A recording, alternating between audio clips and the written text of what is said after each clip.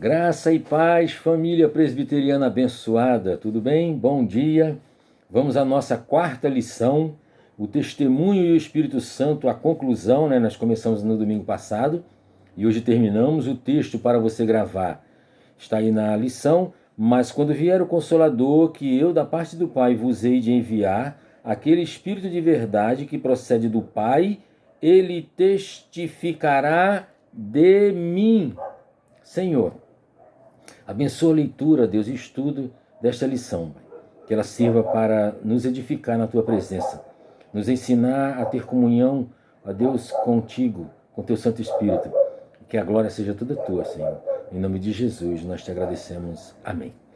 Meus amados, veja que eu dei ênfase ao final aqui, porque quando vier o Consolador, que eu, da parte do Pai, os enviarei, aquele Espírito de verdade é o único Espírito de verdade. Não é como na faculdade que tem um monte de verdades, que tem um sábio lá, um sábio na cabeça dos intelectuais, né? Um intelectual que fala uma verdade, outro intelectual não. É a verdade suprema. Isso é um universal que os homens inteligentes querem acabar. Eles querem negar essas verdades universais. Existe uma verdade universal. A verdade universal é Deus. A verdade universal é Jesus Cristo. A verdade universal é o Espírito Santo. Então ele diz que esse Espírito da verdade testificará dele, de Cristo. Então muitas vezes, meus irmãos, eu quero chamar a atenção de você para o seguinte. Nós vemos às vezes pessoas que querem testemunhar, dar o seu testemunho para engrandecer a Cristo e terminam engrandecendo a si próprios. Eles transformam a sua mudança, a sua transformação num louvor para si próprio. Ora, a minha transformação, a minha mudança de mente, a minha mudança de coração, para que as minhas obras fossem mudadas, como foram a minha e a sua e de cada um que está me ouvindo, se foi mudada pelo Espírito Santo. Não pela minha intelectualidade, não pela minha espiritualidade, não pela minha inteligência. Então o Espírito Santo vai lembrar e vai usar esse testemunho, porque eu conheço a palavra de Deus, eu conheço a verdade suprema, então eu sei o tanto que Deus me mudou. Eu sei do plano da salvação, que é em Cristo Jesus somente, sem obras. Então o Espírito Santo vai testemunhar disso. Como nós já vimos em aulas anteriores, ele testemunhará daquilo que eu já aprendi. Eu conheço já em Cristo. É óbvio que na hora de uma dificuldade, nós podemos muito bem sermos ensinados naquela hora pelo Espírito Santo. O Espírito Santo, ele é livre, ele age como ele quer. Nós não somos aqueles crentes que colocamos na fachada da nossa igreja, hoje culto de libertação, hoje culto de cura. Nós não mandamos do Espírito Santo. Nós cultuamos ao Senhor, levamos o nosso culto, a nossa oferta de gratidão a Deus, o nosso louvor, a nossa adoração, e o Espírito Santo faz o que ele quiser lá. Ele vai salvar, ele vai curar, ele vai libertar, se for da vontade dele. Se não for, o sujeito vai sair dali ainda doente, enfermo. Porque nós não mandamos no Espírito Santo, é ele que nos conduz, se nós permitirmos que ele nos conduza. Então nós vemos aqui a questão de Estevão, um homem cheio do Espírito Santo, porque isso era exigência lá para ser escolhido diácono. Em Atos 6 nós vemos isso. E Estevão foi escolhido diácono, ele era um diácono. E Estevão, na hora de uma dificuldade, o Espírito Santo o usou para dar um testemunho de Cristo, não dele. O testemunho foi de Cristo, para a glória de Deus. Ele morreu falando uma mesma frase que Jesus falou na cruz, que foi pedindo para que Deus perdoasse os seus algozes, aqueles que estavam matando. Um homem natural, como nós, como eu e você, perdoando aqueles que estavam matando. Se só quem faz isso, quem está sendo guiado pelo Espírito Santo. Não é isso, meus queridos? Então ficam aqui dois pontos principais, que o Espírito Santo está conosco para testificar de Cristo, da obra de Cristo, da obra de Deus em Cristo para a salvação da humanidade. E outra lição é que nós precisamos atentar para que o diabo, aqui na introdução vai falar sobre isso, a questão de o diabo querer fazer a mesma obra, muitas vezes tão parecida com a obra de Cristo, com a obra de Deus. É essa enganação que nós guiados pelo Espírito Santo, conhecedores da palavra, conseguimos sair, conseguimos nos desvencilhar. Né? Eva não se desvencilhou, Adão não se desvencilhou. E aquele que está em Cristo vai se desvencilhar. Como está lá em Êxodo 7:11, que a Bíblia diz que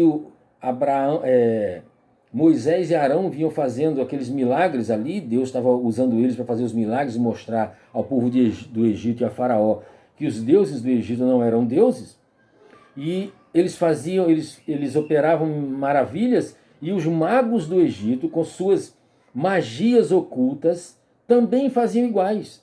Ora, traz isso para o dia de hoje. Você vê nas igrejas ofertas que você vê claramente que não são de Deus. Então quem é guiado pelo Espírito Santo, quem conhece a palavra de Deus, sabe que aquilo está errado ou que aquilo está certo, sabe escolher.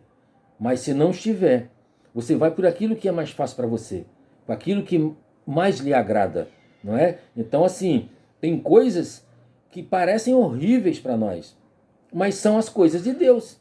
E tem coisas que parecem maravilhosas para nós, mas não são as coisas de Deus. Quem tem o Espírito Santo vai saber escolher. Preste bem atenção, Jesus ele tinha que morrer na cruz. Ele sabia disso.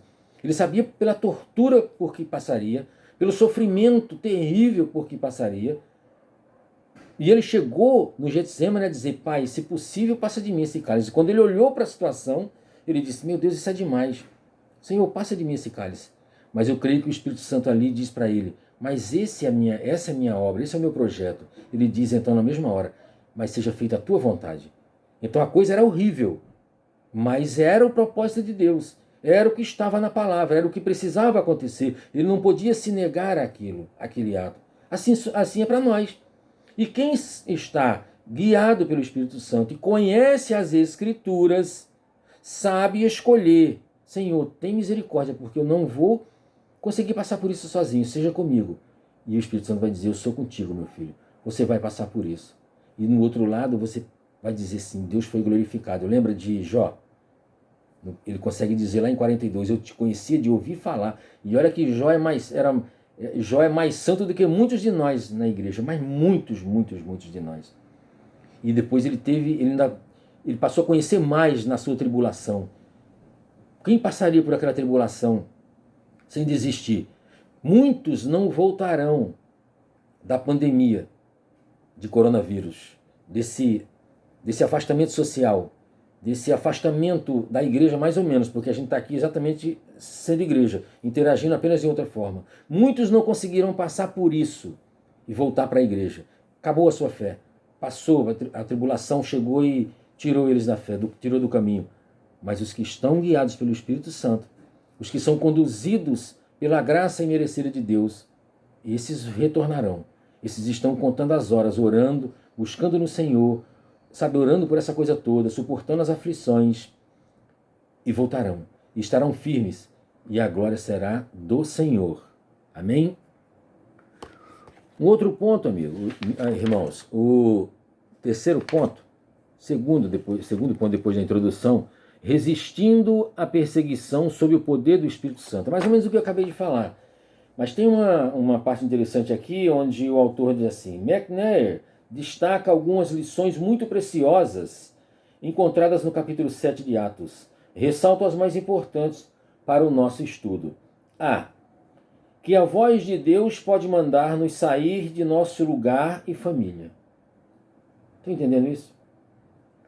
Tem muitos de nós buscando hoje, por conta desse evangelho fácil que é pregado por aí, evangelho da prosperidade, evangelho das vitórias terrenas, não das vitórias espirituais, e a gente parece que o Deus a igreja é um balcão onde eu chego e coloco as minhas petições, as minhas carências, e eu vou receber de volta. Então eu dou lá a minha carteira, dou lá o meu dinheiro, eu financio o projeto de Deus para ele financiar o meu. Mas nem sempre é assim. A voz de Deus pode mandar-nos sair de nosso lugar e família. Às vezes você tem que ir para um outro lugar, para uma outra terra. Sabe, eu lembro, foi por aqui, nessa revista aqui, lá para 2001, 2002, não me lembro exatamente, de um testemunho. Essa revista da Igreja Batista, e a Igreja Batista a gente sabe que ela evangeliza muito, e numa dessas revistas tinha o testemunho de uma... Aliás, tinha alguém falando de uma crente da Igreja Batista. Ela trabalhava na Petrobras, ganhava muito dinheiro, muito, muito, muito, muito. E ela largou tudo porque o Espírito Santo falou para ela ir para a África evangelizar. Eu não estou dizendo que todo mundo tem que ir para a África, eu estou dizendo que o Espírito Santo vai falar com alguém. E se ele falar, vá para a Rocinha, ou vá para Uberaba, ou vá para o Piauí, os cafundós do Piauí, você vai ter que ir, se você é guiado pelo Espírito Santo. É isso que eu estou dizendo. E essa irmã, ela foi para a África ganhar, na época, era mais ou menos 20% do que ela ganhava.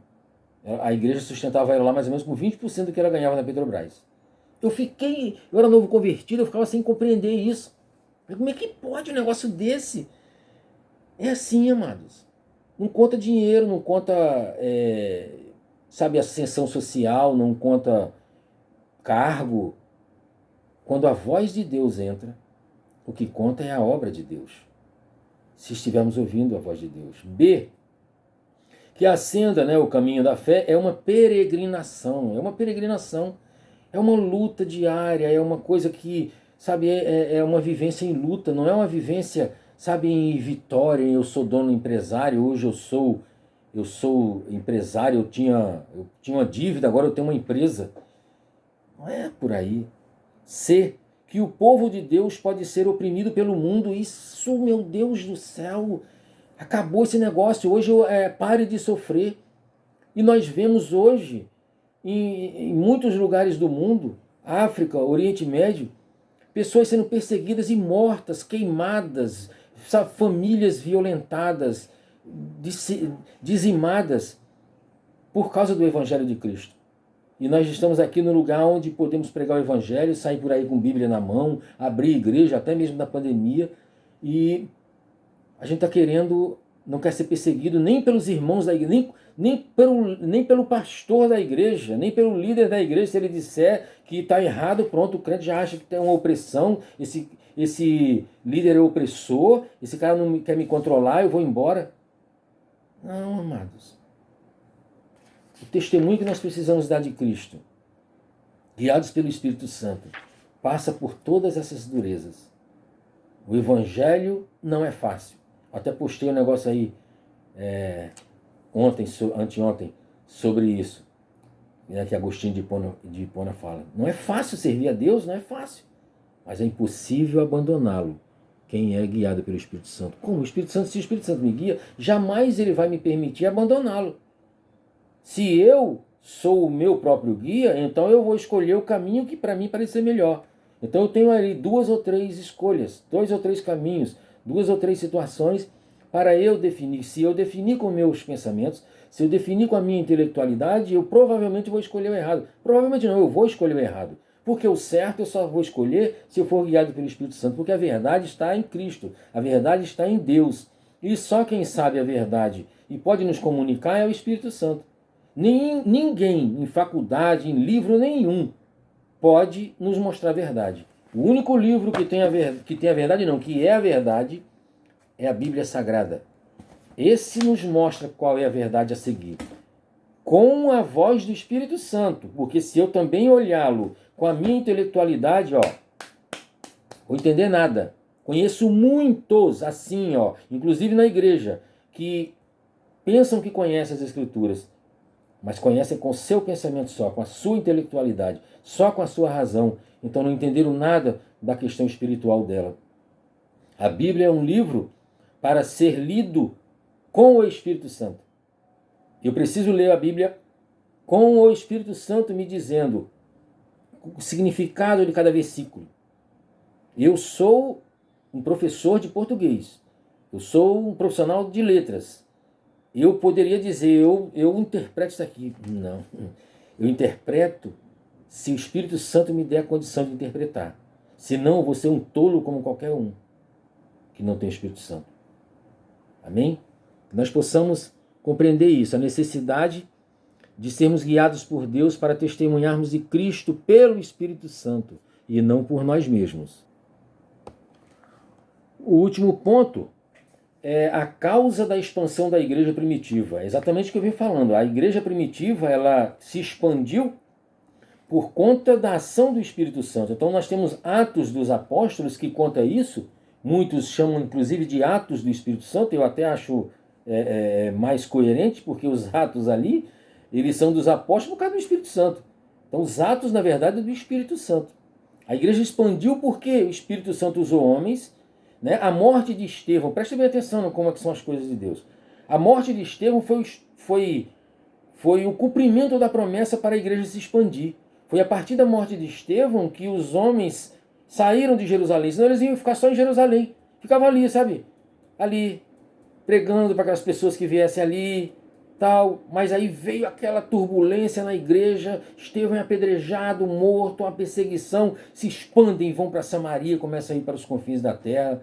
E assim, o apóstolo Paulo, na morte de Estevão, eu creio que o Espírito Santo estava ali trabalhando no apóstolo Paulo, no coração dele, para em seguida ele ser um dos os homens mais importantes da Bíblia, do Evangelho de Cristo, da igreja primitiva.